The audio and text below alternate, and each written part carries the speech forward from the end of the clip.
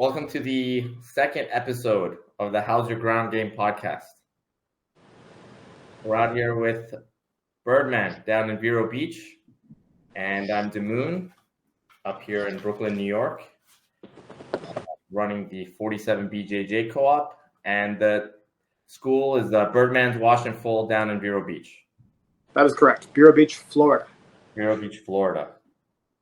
We were requested to make proper introductions this time because people don't know necessarily what our backgrounds in Jiu-Jitsu is. So just wanted to take a second if you want to talk a little bit about where you come from, what's your Jiu-Jitsu, why are you qualified to talk on Jiu-Jitsu subjects? I've been training a long time with a lot of people. So yeah. Where did you start? Renzo Gracie Academy. In what year?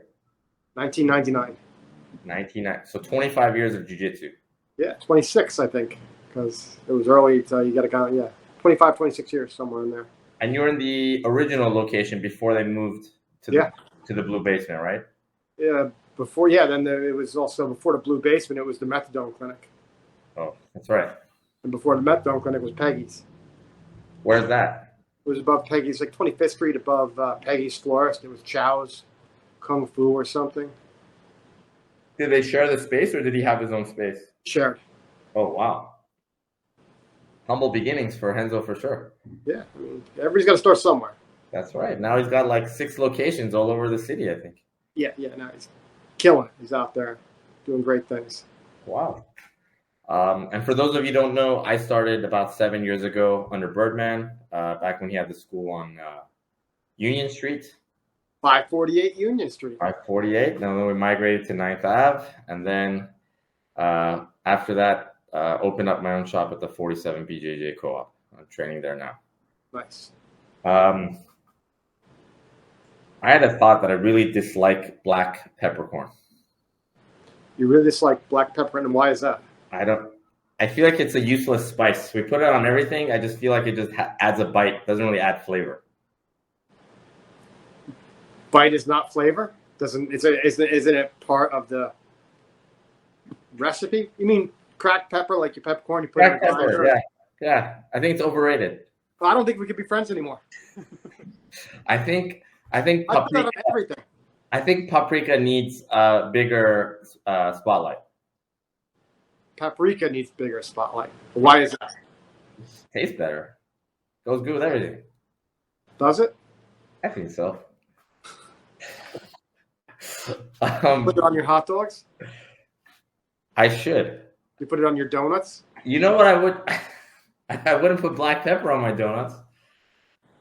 Salt, I'll allow salt to be the king of spices, but I feel like black pepper just gets too much.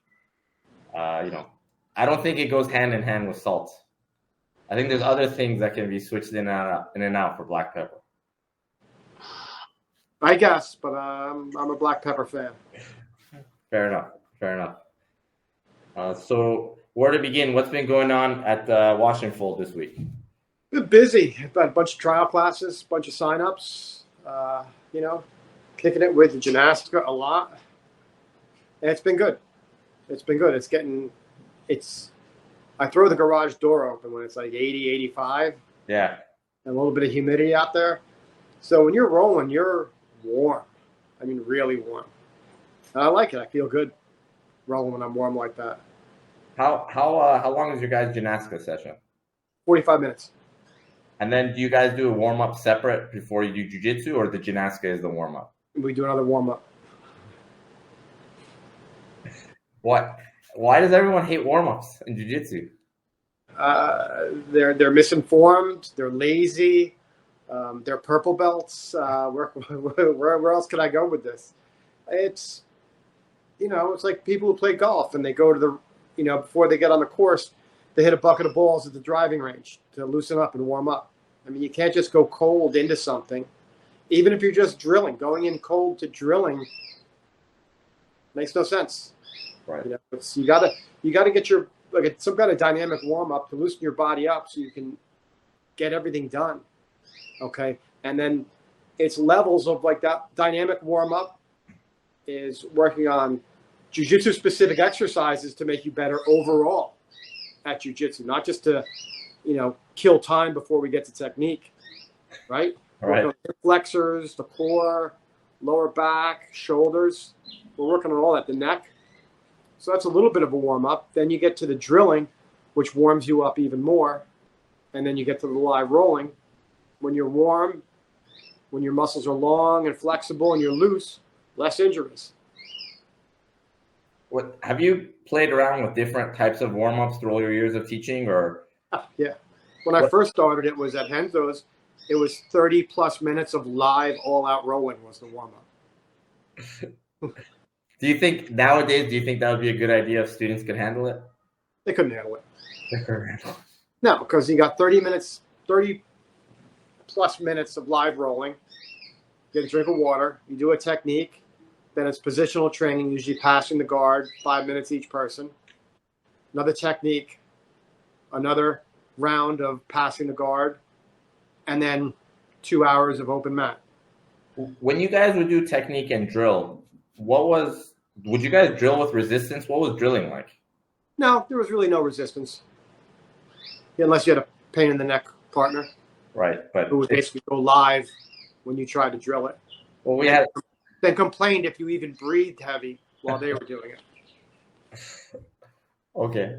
So a lot of positional sparring, a lot of live rolling, and then but drilling was when you're drilling, you're just going through the movements. You are learning the mechanics of everything. I don't remember anybody wanting to do it live. We did so much live rolling as it was. Doing the technique was like a break from the live rolling. So it was an active break from sparring. I'm gonna skip ahead. I had a few questions, but we're on the topic. We got to it, so I'm gonna run with it here. When you guys would live roll, was there any different pacing and rolling, or every time you guys roll, was it just to the death? It was pretty heavy duty every time. Was there a concept at all of like flow rolling for position without submissions, trying to move? No. And people talked about it, but nobody did it. In your experience now you've trained for 25 years plus. You've been teaching, probably been teaching for almost 20 years, right? Probably, yeah. I separate rolling into kind of like three categories. Kind of like flow rolling to me doesn't necessarily mean like we're going 10% speed, and flow rolling to me is just your I'll call it experimental rolling, right? Yeah. You're just trying to keep moving, trying not to hold grips, trying not to get stuck in a position. I find if I take submissions off the ground, off the table, then you just keep moving, just to get familiar positions. Then there's like rolling how you normally roll on a regular Tuesday, where you're probably going like 60, 70%. Hold something for the next day, but you don't need to go full Abu Dhabi. Yeah. And then positional sparring, which I find to be the most, like, even if you tell people to go light, once you put a win and a lose on the table, we're going all out, right? Yeah, yeah. How would you split your time between those three, or would you split it at all? I would do no flow rolling. Okay. 0% flow rolling. And I would probably do 50%, 50-50 between positional. Actually, no, more. I would do like 60% positional training. I love positional training. And how specific would you get with positional training? So would you just say side control, mount, back, or would you get like, all right, let's start in X guard, or let's start in side control with these grips? How specific would you get with your positional? Very basic. Yeah. Sometimes I'd start in like near submissions. I like that, like back with the harness grip is. And harness grip. That's a good place to start because you're in deep waters there. Some kind of, starting knee on belly is good.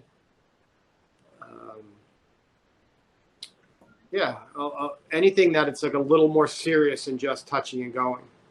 Okay. And then why no flow rolling? What's your opposition to it, or what don't you like about it? It's just, I was never a person who rolled too crazy. Okay.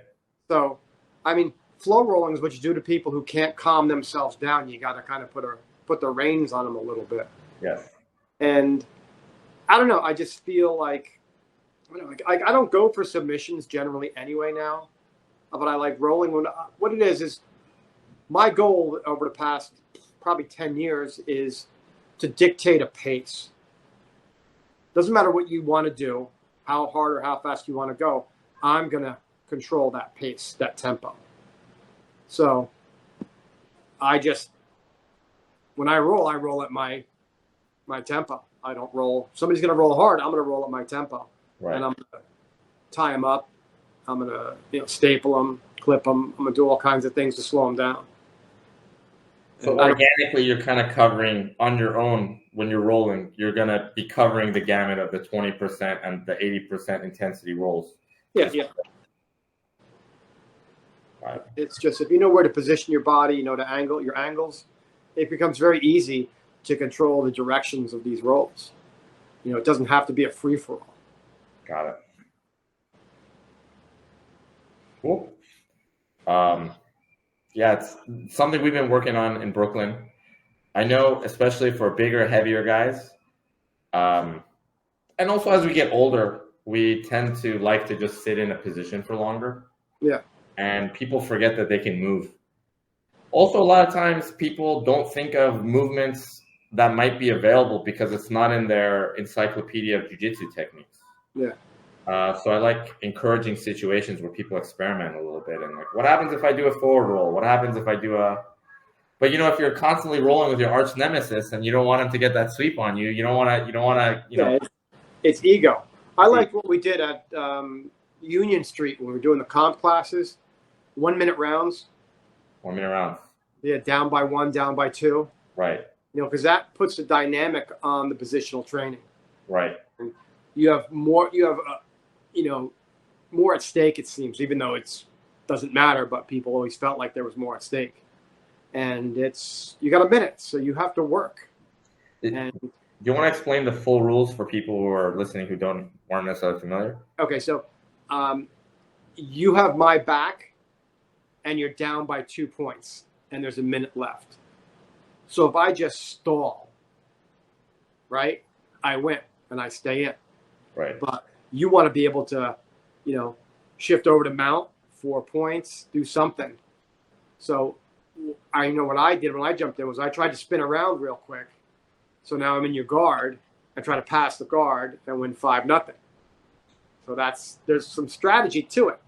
Most people just want to stall. I want to turn and face them because I want to pass. I want to up the score, that way in case I'm mounted. Or if I get mounted real quick, I got to get to my knees and then I got to pass.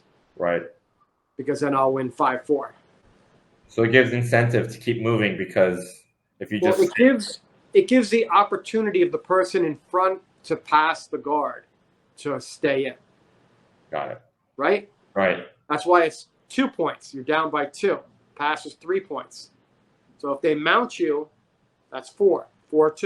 That means you got to get to guard and then pass in under a minute. Right.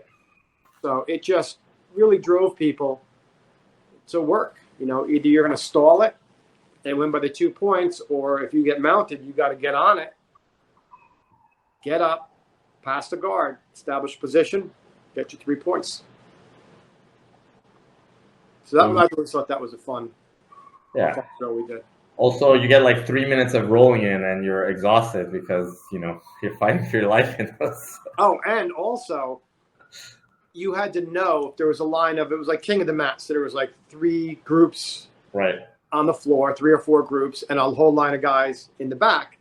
And your first switch, you had 9 seconds to get in the proper position. That's right. Okay. Then the next round, you had 8 seconds. It kept going down a second. And if you didn't make the cut, it was 50 push-ups? I think 20. I think it was 20 push-ups. It was like you start at 10, and then as you mess up more and more, it was just like sometimes there'd be 250, 300 push-ups in the drill, along with the explosive, quick rolling. Yeah. So yeah, it was fun. Why the added incentive of so there's the jiu-jitsu and then there's sometimes I remember during competition classes, you would tell people, okay, go pair with someone who's got the same color gi as you, or you move one to the left. Or you give like specific instructions, and then we had a certain amount of time. And if we didn't do it in a certain amount of time, there'd be a physical punishment, right? Push-ups, squats, Yeah, sit-ups. because people stop thinking. You know, you got to train your mind that in the heat of things, you still got to be aware of your surroundings. You still have to be thinking. You know, it just takes a lot of people. I don't know whether it's fear, insecurities, it's something, but they just get into their head, you know, in a regular class that it's going to be horrible. It's going to be this. Just do what you're told, and, you know, move on to the next part of the drill, but follow the instructions. You know, if you can't follow instructions when all these things are happening, you shouldn't expect to be competing. You know, if you're competing, you have to be conscious and thinking all the time. 1 second. You're getting sounds of Brooklyn over here. Yeah. Oh, I haven't heard sirens, and I can't tell you how long. Yeah, definitely. I think also it's just interesting how people respond under that kind of stress as well, right? They cry. It's something funny I noticed when I started teaching is I'll see out of the corner of my eye, you know, a new white belt is drilling a technique, and maybe there's like something that's a little off, and I just want to adjust it, and then I walk over, and I want them to do it in front of me so I can make the adjustment. But as soon as I'm standing in front of them, all of a sudden everything falls apart. They get nervous. They're thinking, oh no, someone's watching. It's really funny how that, you know, once you add just a little bit of an extra task, a little bit of an extra, you know, mental incorporation or whatever, everything falls apart. That was like at Renzo's when I was a white belt and blue belt. You know, you'd be rolling, and all of a sudden the guy just turns on the gas, the jets. You're getting pounded, and you see Renzo's feet go by. You know, they save it until he's standing like nearby, and they go all out on you. It's like, really? Then they're completely gassed and have to take a break and get water. I think it's something that students don't appreciate, but instructors see a lot out of the corner of their eye. Like, they don't need to be watching you to see what's going on. Yeah, I just, you know, I don't reward people for, I don't know, stupidity or assuming I'm stupid. You know, I've seen guys do that roll hard when I come around, and I'm like, I don't care. You know, your bottom game still is horrible. So, yeah, if you're going to go crazy on top, whatever. Not getting you anywhere. Right. We both know what you need to work on, and you're not working on it. Yeah, you're just trying to, I don't know, do whatever. Have you traveled recently and gone to jiu-jitsu schools, like a new jiu-jitsu school on a vacation or anything like that? No. Have you ever done that? Yeah. What's something, I guess it's also if you move to a new place or if you're traveling, but now that you've been around the block, what are things that you look for in jiu-jitsu schools that tell you, okay, this is a place, if I'm here for a week, or maybe you're moving somewhere and you're like, this is the place where I want to train. What are things that...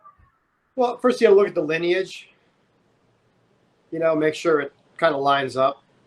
And there are certain lineages I would prefer over others, you know, but it all breaks down to who the instructor is there.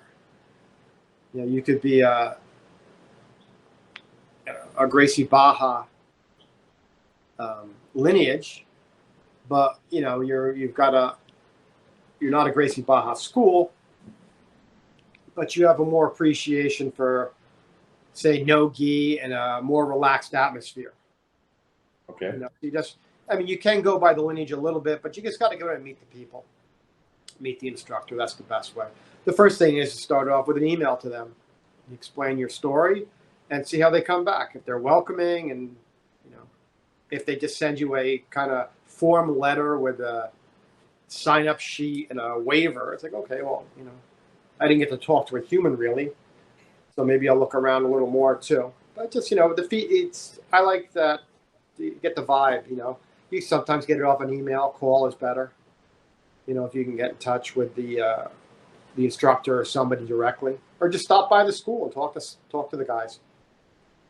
You can tell a lot. Is there things you specifically look for, like pet peeves or things that you're like, oh, I really dislike, like when you walk into a school and you see something going on or a certain style of teaching or vice versa, things that you see that you're like, oh, I love spaces like this? Well, I love spaces that are a little quirky. It doesn't have to be, a very impressive gym. I don't mind that. I like more raw industrial settings. Yeah, it's just my personal thing. And I just like it when it's less formalities. I don't like the us, used a lot. I'm not a big fan of that. A lot of people bow. I'm not into bowing. I'm not going to, if your school bows, I'm going to bow just out of respect for you and your school. Yeah, but that's not something I do. But yeah, everybody's a little different. Like I said, I went to that school a couple weeks ago, East Coast Combat Club in Palm City to see Laboria. They were great. Martin was the instructor, the owner, good guy. Students were all, it's from the top down. If the instructor's a good guy, more than likely, everybody training there is going to be okay. No one's asking you to call them Grandmaster. Yeah, no, that's a Grandmaster. Yeah, it's just a little more relaxed vibe, but it was a great school. It was a lot of fun being there. They had the big garage doors open, and it was a lot of good people. And you can tell by when you meet the upper students too. Like, okay, people have been training here for a while. Yeah, they're okay people. It tells you a lot about a school. You go to a school, everybody's a jerk. Nobody wants to talk to you. They roll hard against you, looking to penalize you because you're new. It's because the teacher did that to them. Right. So. What about the flip side? So now that you got your school up and running again, yeah, I don't want to say green flags in students, because I think we've both been surprised that when people have come in and there's some guys who you're like, oh wait, there's no way this guy's gonna survive in jiu-jitsu, and then 3 years later he's like a great student. Yeah. And then you have the people who come in who are like naturally talented and athletic, and then after 2 months they're like, I can't do this, right? Yeah. But just in terms of, I guess, what makes a student more teachable? What makes you appreciate a student more? Or what is it that you see in white belts where you're like, okay, this he's got the right attitude, he's going to go far? Well, just if you can see that they're engaged, like they're listening to you. They're not like all around the room, like, chasing flies with their eyes, like, oh, what's going on here? And I like it when students ask questions. And I notice I get less and less questions. Do you notice that as well? I mean, well, in respect, let me preface that by saying, yeah, everything is completely different in Florida than it was in New York to me. The kind of personalities of the people, the attitudes, the weather, the traffic, everything is completely different. I don't get hassled on the way to work now, on the way to the gym. I enjoy it. It's a 15-minute drive. Right. Nobody's beeping their horns. Nobody's flipping me off. There's no fights. There's nothing. It's casual. It's relaxing. I get to the gym, pop the bay door open, put on a little music, and people come in. They're like, hey, everybody. In the city, everybody has a big bag with them. Most people show up with their gi pants on already because they drive there from home. Right. So it's a big departure from New York City. Right. And everybody's relaxed. Nobody's aggravated.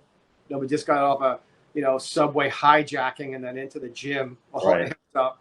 So it's very different, and I'm just kind of going with that. We're training hard. We're learning a lot of good stuff, but I'm just going with that. And I really say that we have an hour of instruction and a half hour of open mat.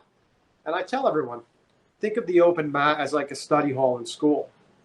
You can drill, you can roll live, you can stretch, then drill, then roll live, then stretch again. You can hang out and watch. You can take notes. You can ask me to help you with your notes. You can ask me questions. You can work with the kettlebells if you want. It's your half hour. If you want to roll, great, let's roll. If you don't feel up to it right now and you just want to split, hey, I'll see you tomorrow. Right. But I'm not really forcing anyone. I'm like, that's your half hour. You're going to make the choice. If you want to get better, I'll tell you, you got to roll live. If you don't feel up to it, that's fine. That's what you're getting. If you're getting what you want out of it, then I'm happy. So I think that's a little more kind of laid back than just, I'm going to start the round timer and, Get it, yeah. Yeah, so sometimes I guess people aren't into that, but I'm just right now. I'm just giving people options. Like, hey, if you want to roll live, we'll roll live. If you want help rolling live, I'm here for you. If you don't feel like it, that's cool. Yeah. Yeah. There's a sweet spot where sometimes you want to push people a little bit outside their comfort zone, but Yeah, at the same time you don't want to push them too far where they're just it gets heavy to come to class, right? We're like, oh, I got to go to class. I got to roll with that guy. It's too much. especially if you're very, very new. Some of the guys I have are only a couple weeks into jiu-jitsu. Right. So, you don't want to bash them in, Right. First couple weeks and scare them or, oh, my back hurts or this hurts. Yeah. It's not worth it. As long as people are learning something, they're having a good time, I'm cool with it. There's going to come a time where they want to roll hard. We'll get there. Right. It's just a long journey. Jiu-Jitsu's not going anywhere. I think people forget Not that. going anywhere. Yeah. I have a little bit of the opposite. I've encouraged people to ask questions and to working on asking even more nuanced questions. So rather than saying like, how do I get out of close guard? I always challenge them like, well, what did you try? What worked? What didn't work? And then one of the issues I'm coming across now is now sometimes I get from certain students like too many questions, and I want to leave space for them to like figure it out on your own. Like sometimes the process of trying and failing is in and of itself really powerful too, right? You don't want to just give the answer right away or back to what we were saying before about rolling and the value of rolling is trying new things, what works, what doesn't work, and figuring stuff out for yourself too, right? Yeah, for sure. That's one of the things I did want to talk to you about is in training, how much time there's like a cycle we have where we mess around with stuff to try to learn stuff, to figure stuff out, right? How do I do an arm bar if you're a new student? How do I do a triangle? And then once you figure some stuff out, now you spend X amount of weeks.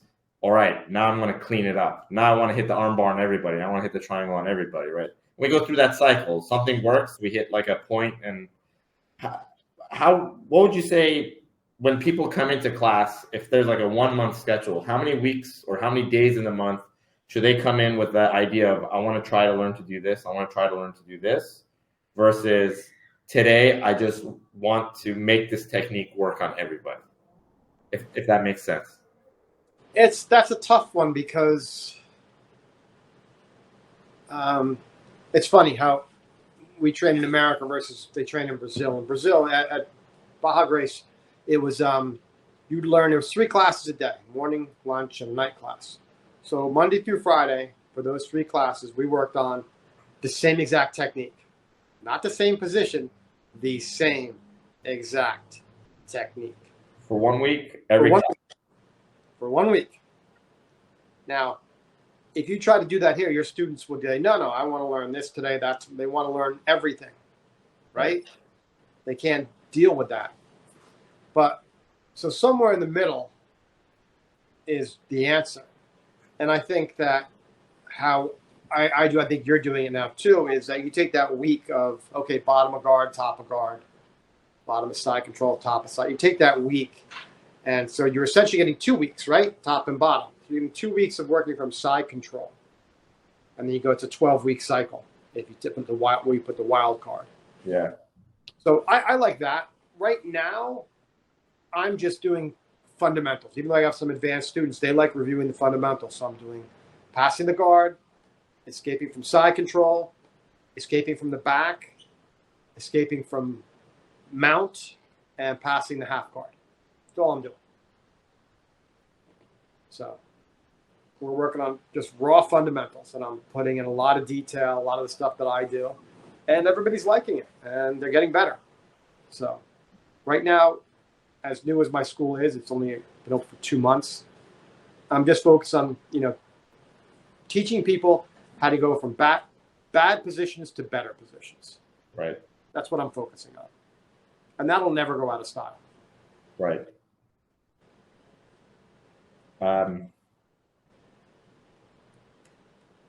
What do you consider a bad position?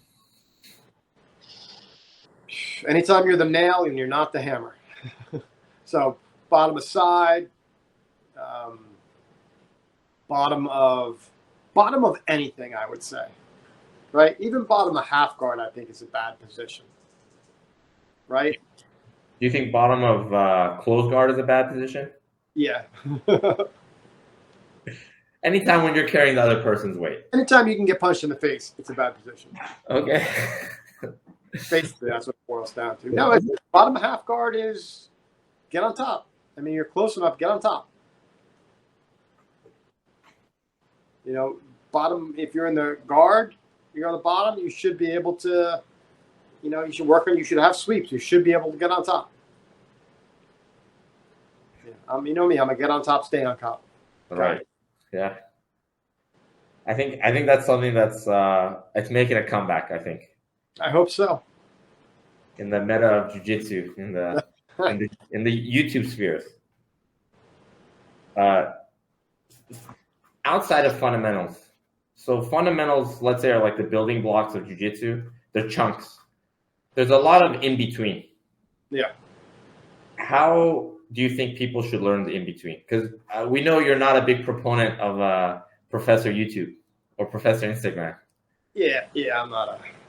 I was watching some... I think there's somebody at the Google that just has it in for me because I see these instructionals pop up on my feed and I'm like, this will never work. There's no way this will work. Why would you do this? It'll work only if your opponent is asleep like they are in the demonstration. And yeah, I don't get it.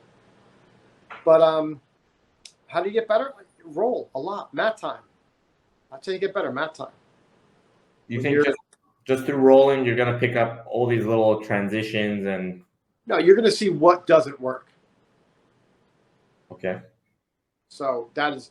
Learning what doesn't work is the most valuable information you're going to get. Like I said, the only questions I take from white belts now is, what shouldn't I be doing?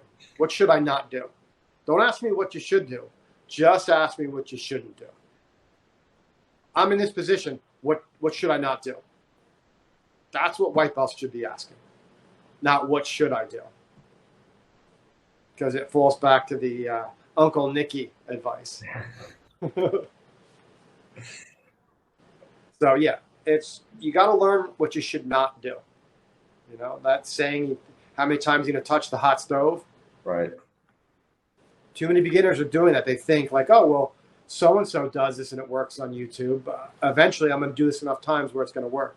It's like, no, you're going to do it enough times until you blow your ACL out and you'll be moving on to, I don't know, bowling or something. Is that line of thinking related to kind of why we hesitate to throw white belts and even blue belts to a certain extent in with leg locks? Yeah, that's people just don't read the entire contract in a way, right? Right. They just see the little highlight someone shows. Oh, you're just going to do this and that, and that's a leg lock. And oh, well, this guy wins with leg locks. That guy wins with leg locks. They don't understand the nuances of how not to hurt someone, and they don't understand the liability of your own legs being in jeopardy. Right. So there's a lot to that a person with 15, 20 years experience knows. They might not express that in that 60-second Instagram video of, the awareness of danger and how to keep things safe. They're just like, oh, just do it like this. Then you do it like that, and you hurt your buddy, who's now like, screw this guy, I'm not going to roll with him. And then you get beat up because your legs are in a bad place, or you hurt somebody and they come back and they really hurt you. So there's really, I don't think a lot of people understand the whole contract of leg locks. Like, okay, you got the 60-second version, yeah, and you're going with that. But right. There's years and years and years of knowledge that, the Dean Listers have.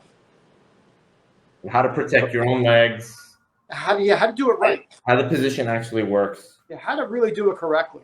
You know, you can get the 60-second version or the Dean Lister version, which has been tried, tested, fought with for a couple decades. Right. You know, multiple decades. Or you can get that guy filming in his mom's basement in Ohio of just something he saw last week on YouTube. He's going to have a little verbatim regurgitation of it, not really knowing much at all about it, but he's got 753,000 followers, so they're all on board, you know. They're going to put the hearts and the lightning bolts and the flames. You're the best. I'm going to win ADCC after I watch this. No, you're not. You're going to go to a real gym and have both your ACLs blown out. And then you just reminded me, we have to tell listeners to put the hearts and the lightning bolts and the flames on our videos too.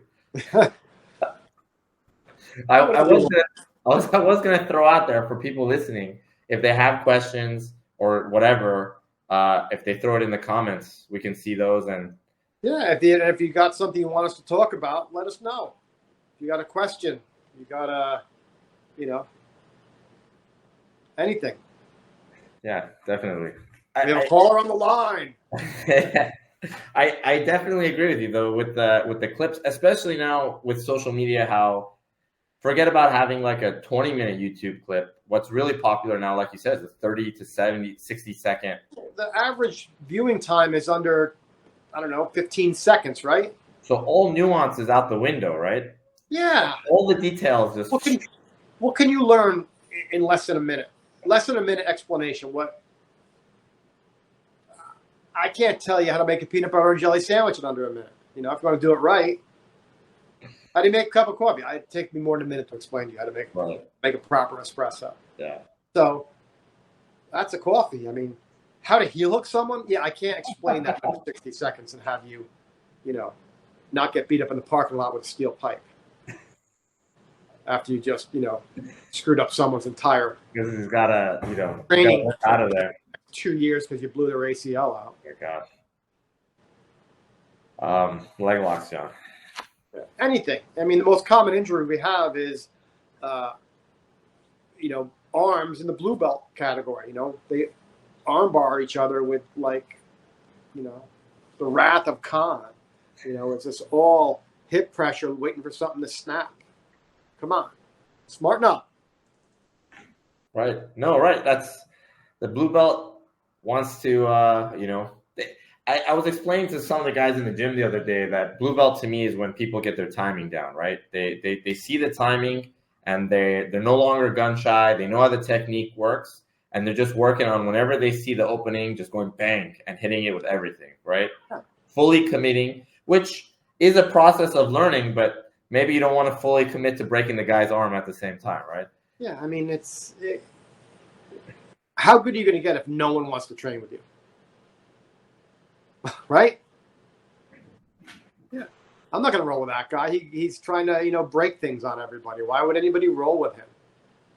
I heard a quote. It's the most blue belt quote I've ever heard. I think Shoyoroll has like these funny, it's not advertisements, but they have like these recordings on Instagram where people dial in. I don't know if people are being honest or if it's like some kind of troll line or something, but people call in and they just leave like a 30-second blurb about their training. And one guy, it's a blue belt, talking about how only the first tap counts in a round.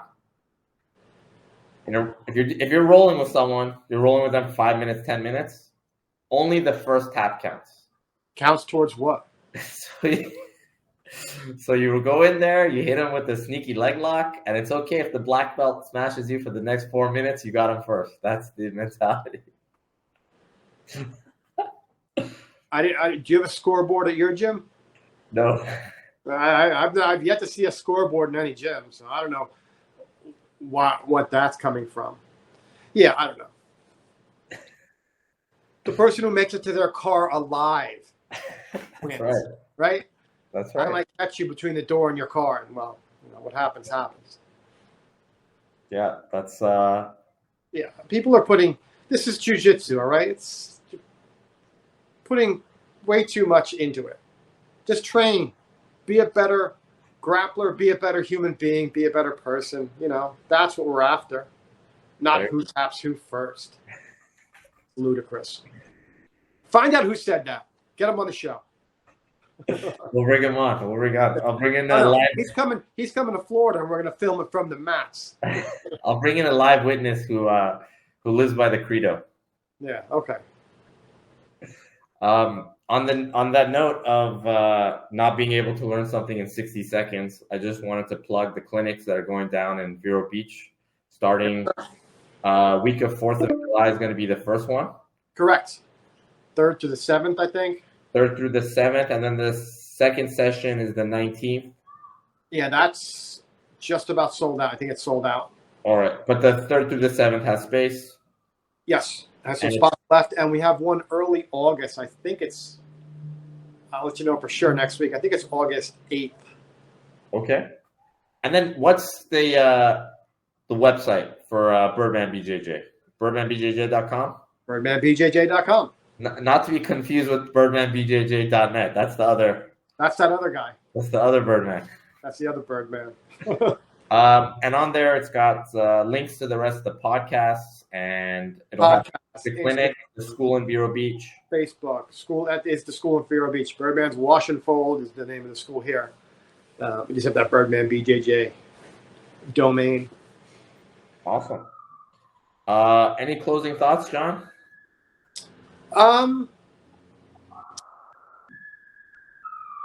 Get on top, stay on top. That's my closing thought.